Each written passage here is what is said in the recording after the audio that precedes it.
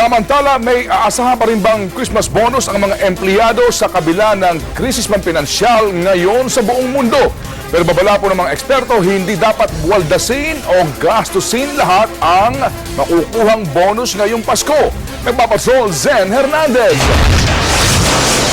Krisis, yan ang nararanasan ngayon ng buong mundo.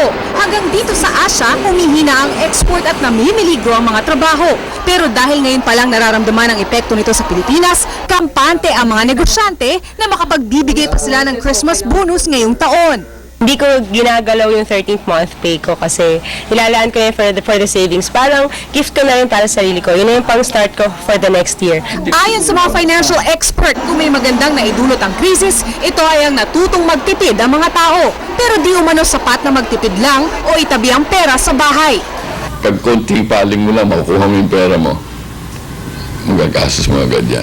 Pwede natin ilagay na muna sa bangko yan o sa mga government bills, treasury bills ng gobyerno, na short term. Mababa nga ang kita, pero wala namang pagkatalo. Dapat rin daw ay piliin ang investments na papasukan. O bibili ka ng lupa, wala ka naman planong tayuan. Iniisip mo lang baka tumaas ang value. Spekulasyon yan. Ilagay nyo na dun sa mga income earning real estate. Halimbawa, 5 pinto ang apartment. Dagdag ni Colayco, mahalaga na simulan na ngayon ang tamang paghawak sa pera. Dahil maging mga eksperto, hindi alam kung hanggang kailan magtatagal ang pandaigdigang krisis pang pinansyal.